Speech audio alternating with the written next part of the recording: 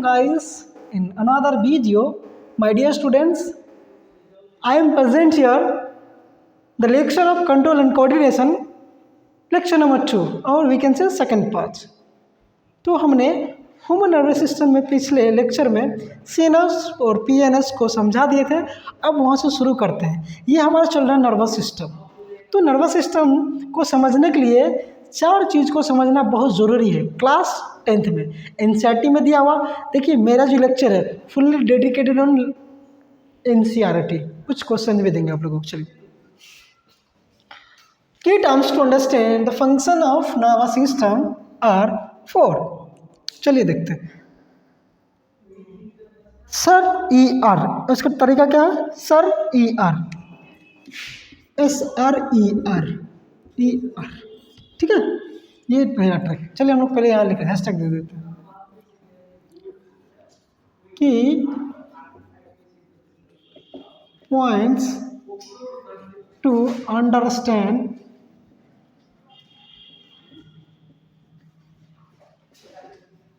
The function of nervous system. What I am saying बच्चों? Nervous system, ठीक है बच्चों। तो क्या तरीका है? Sir E R, E R, ear यानी कि ये वाला कान, सर गया ईयर, सर गया कान, सर ई आर यानी कि ईयर क्या हो गया? सर गया, वही तरीका है।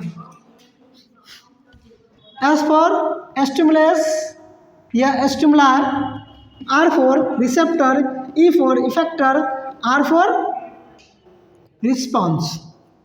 चलो देखते हैं, वन बाय वन पढ़ते हैं। स्टिमुलस, आप लोग कहीं स्टिमुलाई भी देखे होंगे, स्टिमुलाई भी देखे होंगे। ये है पोलर फॉर्म, सॉरी ये पोलर फॉर्म है, ये सिंगुलर फॉर्म है। चलिए बच्चों नेक्स्ट में देखते हैं आर से, रिसेप्टर।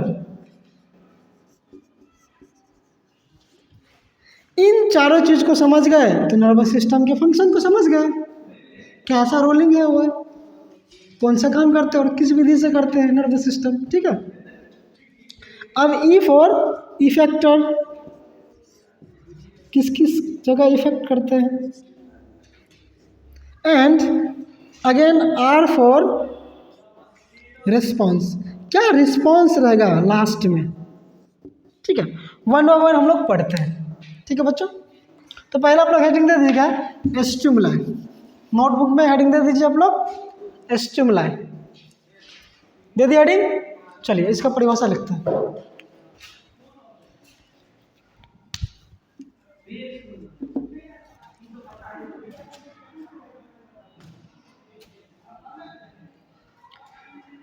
ए चेंज फैक्टर लिख लेंगे स्टिमुलाई यानी कि it is change factor.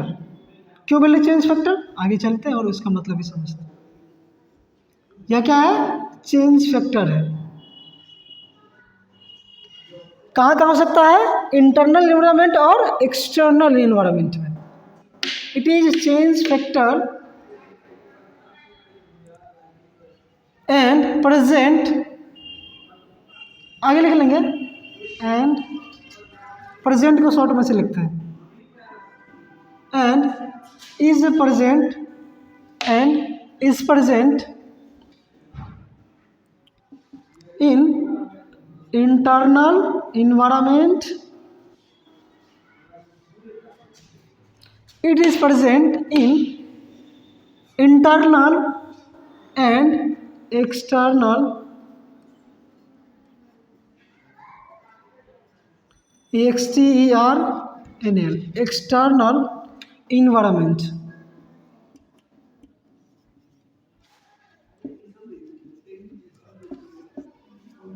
Environment which cause a change, which cause a change in activity of an organism, activity of an organism, organism मतलब जीव,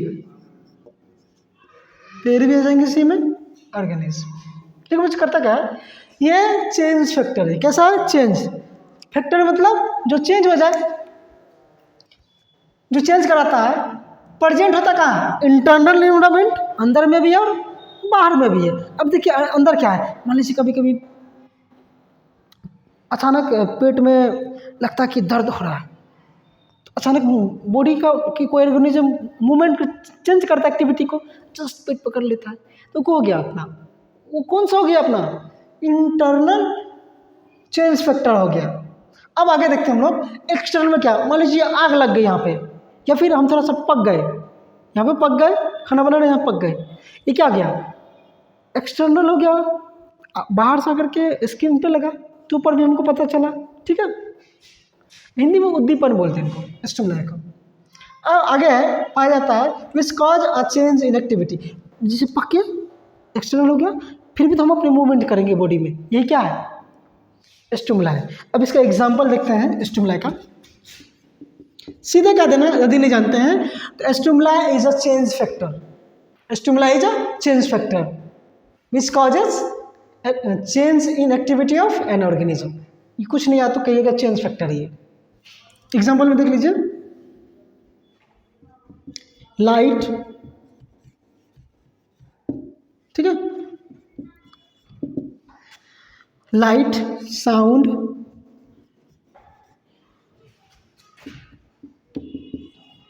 light, sound, heat, it is.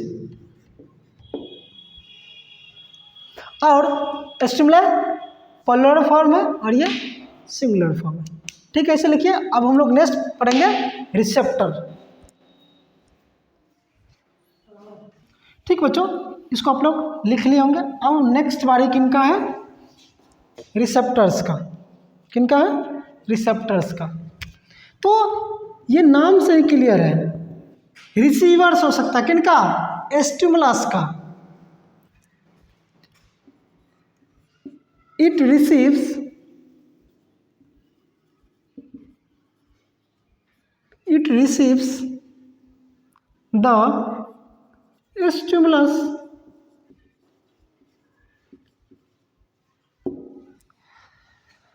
receptor receives the stimulus. Generally receptors are located in our sense organ. How many sense organs are in our body? There are 5 sense organs in our body: eye, nose, tongue, ear and skin. Okay बच्चों, receptors है stimulus. Stimulus कौन था, heat, light, ये light,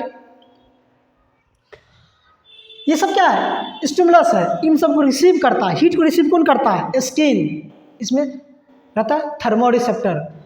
light को कौन receive करता है, आई, which is photo receptor. आगे चलते जाएंगे, पढ़ते जाएंगे। तो स्टिमुलस को रिसीव करने वाला रिसेप्टर्स है। अब देखिए एक पॉइंट लिखेंगे, receptors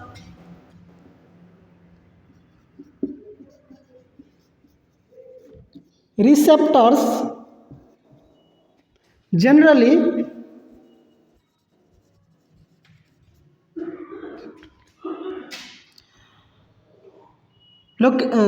receptors generally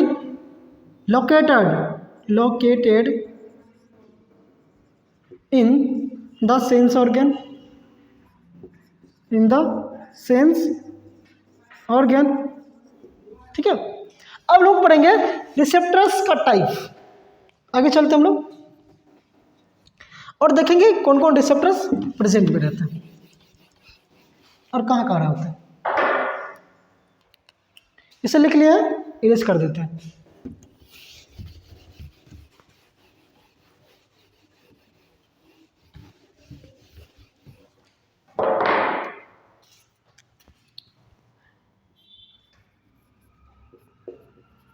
types of receptor, types of receptor, types of receptors. Start है, ठीक है बच्चों, पूछ रहे थे, वीडियो स्टार्ट नहीं हुआ, कोई दिक्कत वाली। टाइप्स ऑफ, हाईलाइट कर देते हैं, रिसेप्टर्स। तो जैसे कि हम लोग जानते हैं सेंस ऑर्गन में पाए जाते हैं, तो चलो इनको करते हैं,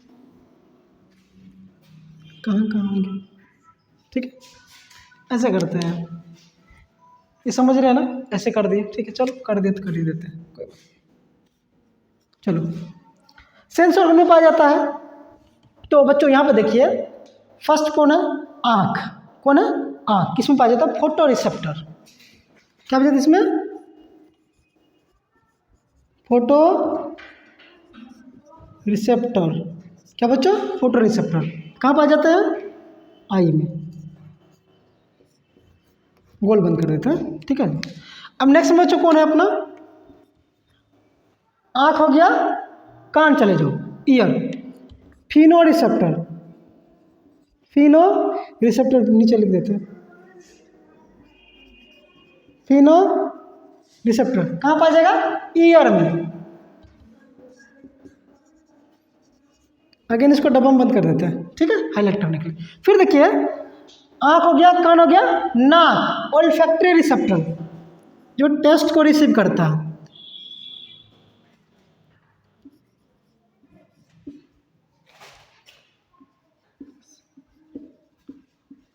ओल्फैक्टरी रिसेप्टर, छोटा लिखना चाहिए हमको, olfactory receptor which is located in our nose. फिर इसे अगेन है बच्चों अपना, आँख, कान, नाक, जिभ, tongue, gustatory,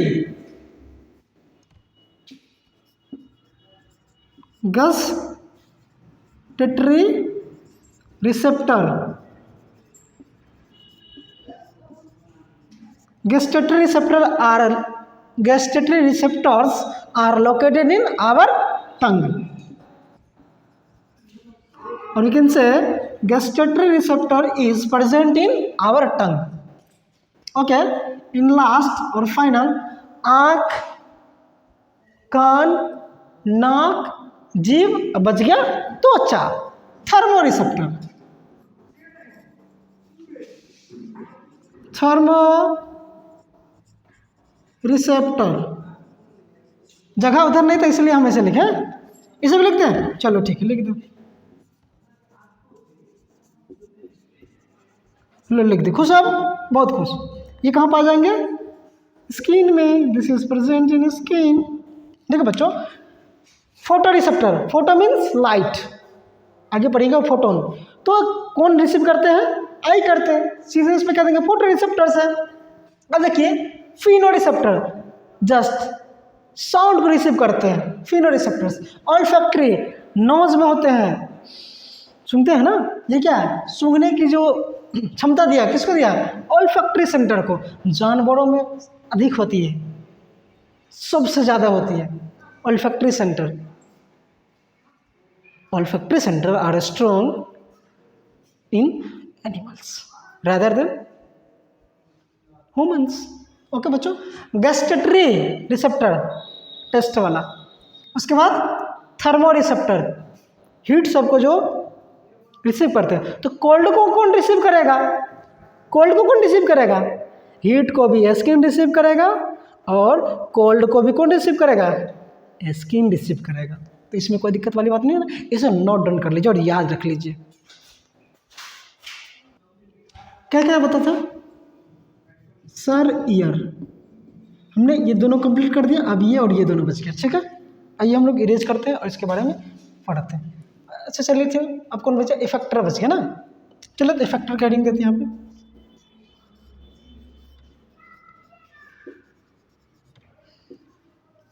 effector are basically muscles, okay, tissues, चलिए, एंड ग्लैंड्स। स्टिमुलस का इफेक्ट कहाँ पड़ेगा, ठीक है, वही क्या है, रिसेप्टर्स है। मान लीजिए हीट आया, हीट का असर कहाँ पड़ेगा, मसल्स में पड़ रहा है, ये क्या हो गया, इफेक्टर हो गया। इफेक्टर इज ग्लैंड टिश्यू और मसल्स का रख देंगे, मसल्स का रख देंगे। चलो ठीक है। स्टिमुलस का जहाँ पे इफेक्ट पड़ेगा वो क्या होगा, इफेक्टर हो जाएगा। लाइट का इफेक्ट आँख पे पड़ा तो इफेक्टर आई हो गया लाइट के केसेस में। हीट स्किन पे पड़ा तो स्किन का मसल्स पे है तो मसल्स पे चल गया, ये अपना क्या इफेक्टर्स है। Effectors work according to the response of nervous system, और एक है रिस्पॉन्स। तो इन दोनों में बड़ा डिफरेंस यही होगा, इफेक्टर और रिस्पॉन्स में। वो और इफेक्टर जो है जब तक नर्वस सिस्टम नहीं देगा डायरेक्शन तब तक वो वर्क नहीं करेगा, बट रिस्पॉन्स जो है एक ऑर्गेनिज्म रिस्पॉन्स लेगा। हीट है, हमें यहाँ हाथ रखना है, ये हटा लेना है, ये रिस्पॉन्स होगा। आगे हम लोग ये एक्टिविटी भी करेंगे, तो आइए हम लोग देखते हैं। इफेक्टर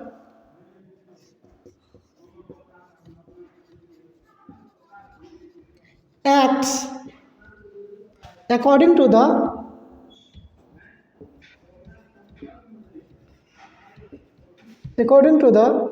response of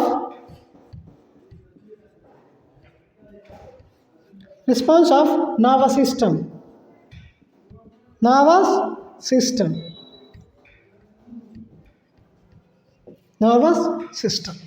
ठीक है बच्चों। अब नेक्स्ट कौन बच गया, चलिए हम लोग इसको इरेज कर लें। ठीक है, थोड़ा जगह की कमी पड़ रही थी।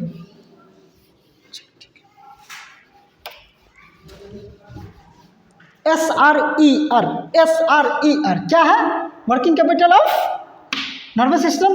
SRER ठीक है, याद रख लीजिएगा। नेक्स्ट वन बच गया, ER बच गया, रिस्पॉन्स। चलिए देखते हैं।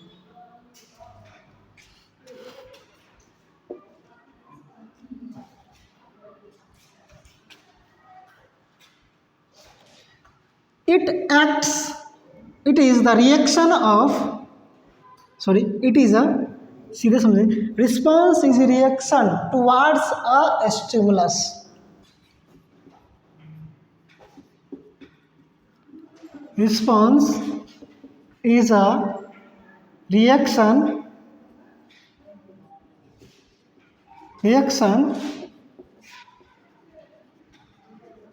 towards a stimulus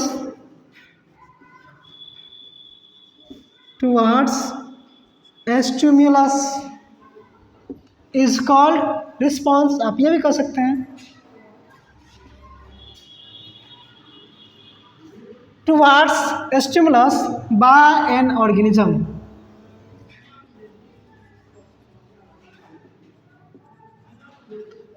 यही इन दोनों में डिफरेंस है। ये ऑर्गेनिज्म के थ्रू रिस्पॉन्स लिया जाएगा और ये नर्वस सिस्टम इसको डायरेक्शन देगा तब काम करेगा। हाँ, महसूस हो रहा, हाँ हमको हीट यहाँ पे आ रहा है, इफेक्टर कहेगा।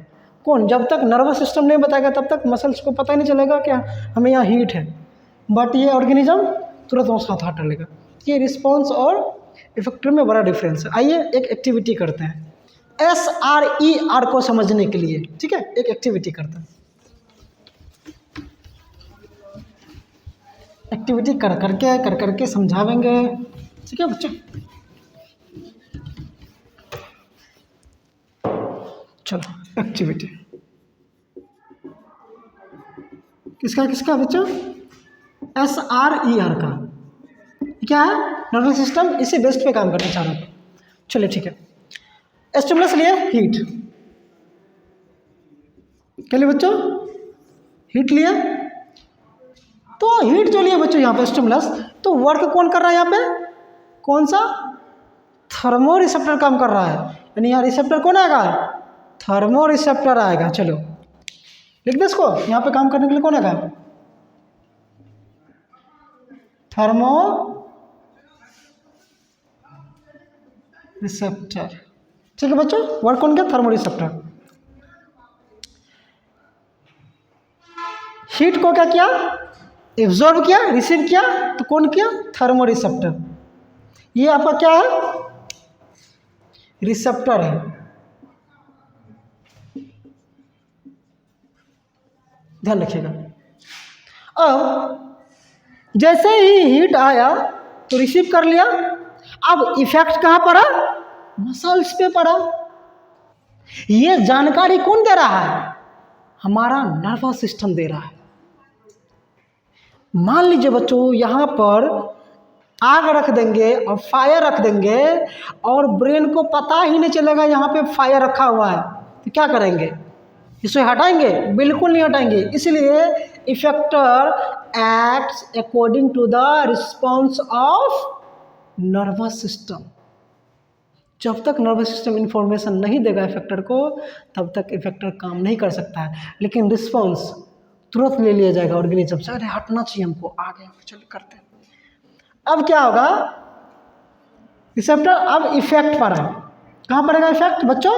मसल्स पे पड़ेगा इफेक्ट। यहाँ क्या होगा हम लोगों को? मसल्स। मसल के रख देंगे। यहाँ अपने लोगों को क्या आ गया? मसल्स क्या है? इफेक्टर है। लिख लें इसे, इफेक्टर।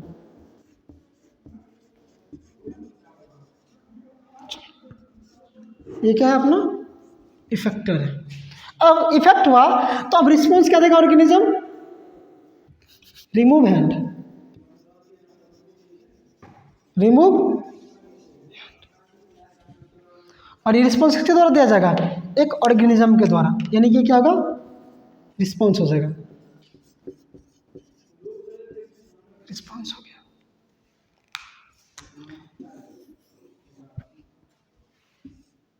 ठीक है, रिस्पॉन्स देख लीजिए, इफेक्टर देख लीजिए, रिसेप्टर को देख लीजिए, और ये अपना स्टिमुलस है, स्टिम्युलस। देख लिए? यानी कि हम 4 चीज़ जो पढ़े थे उनको हम राउंड में रखेंगे। ठीक है, बेसिकली यहाँ कौन काम किया? थर्मो रिसेप्टर काम किया। स्टिमुलस है अपना हीट। देखो बच्चों, एक्टिविटी करने के लिए ऐसे करते हैं। लाइटर है, आग लगा लिया, ठीक है। स्टिमुलस रिसीव किया कौन? रिसेप्टर। कौन सा रिसेप्टर? Thermo receptor. अब क्या हुआ?